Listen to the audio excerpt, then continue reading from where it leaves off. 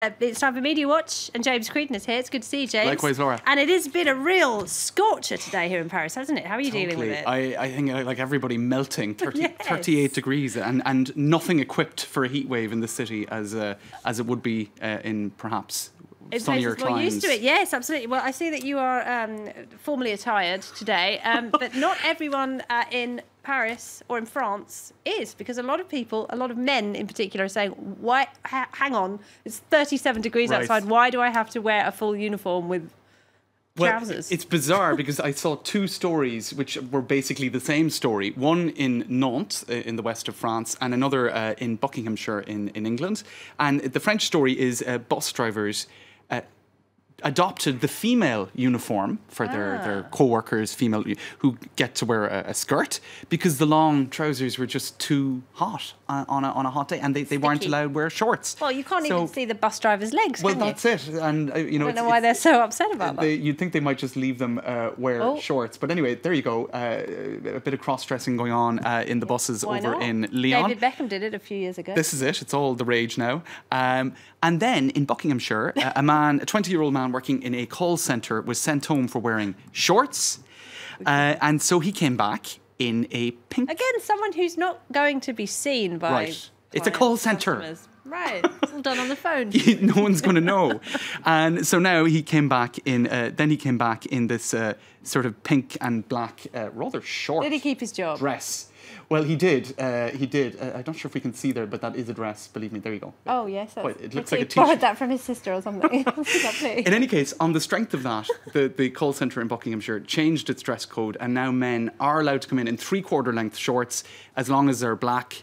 Well, I don't want to be navy or unsympathetic, beige. but men are getting a taste of their own medicine, it has to be said, because women have had to wear skirts and high heels and all the rest of it for a long time. It's annoying when people tell you what to wear. It's a rare case of men getting an insight into the frustrations connected to all of that. Now, just quickly on the heat wave, even the Élysée Palace official Twitter account is sort of riffing off the heatwave stuff with this reference to, what's the series again that everyone Game of Thrones. That's it. Really? That's... Winter is not coming. Anyway, that's also a reference to the fact that the Élysée Palace is opening its gates this evening for the Fête de la Musique.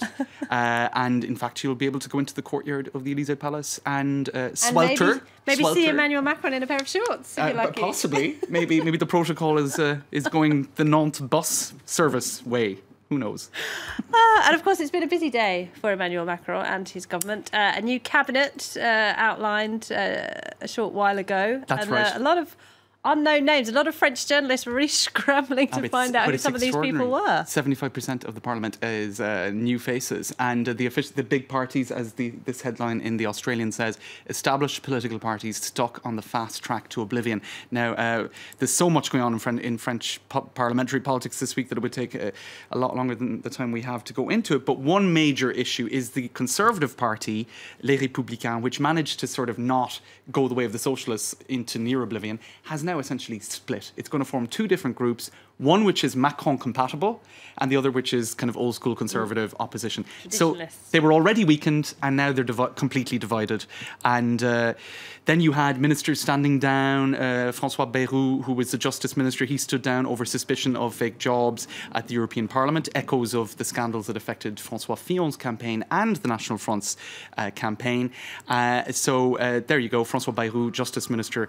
You've got to feel sorry for François Bayrou, because he's stood for election, 3 times. He's always close almost to power. He had a little bit of power, and he was sort of he occupied the space that Macron used to occupy, and now he doesn't occupy it anymore. And as this headline in the Figaro says, 20 years to make a political comeback, 1 month to take a fall. Oh, it's got to hurt, hasn't it? It's got to hurt that. But Macron is doing what he said he was going to do. That's he is really shaking up politics.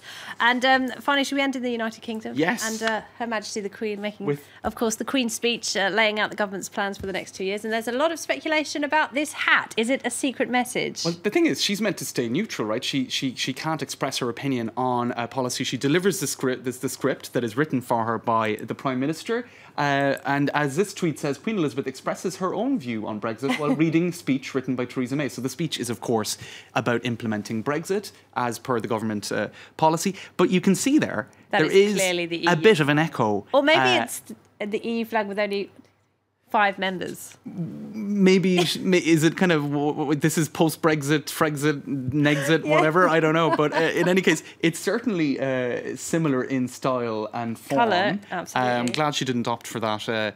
That's a bit more obvious, cap. that one. I'm not sure that would have gone down too well. No, I don't think she could have got away with that. And in any case, some wondering, did she intentionally wear an EU flag-themed hat? Was she magnificently trolled by her stylist? In any case, I think the Queen's outfits are often very carefully chosen and symbolic, and it's probably not accidental. The thing is, last year, many people were speculating, including The Sun, that she secretly backed Brexit. Yeah. So some, even though that was never proven, and so some on Twitter are now saying, well, actually, isn't this a sign that she probably doesn't? Could she have worn that? Could she have got away with That's it? the thing about the Queen. You will never know what she's thinking. James, thank you very much indeed. James Creedon there with Media Watch. Thanks, Laura.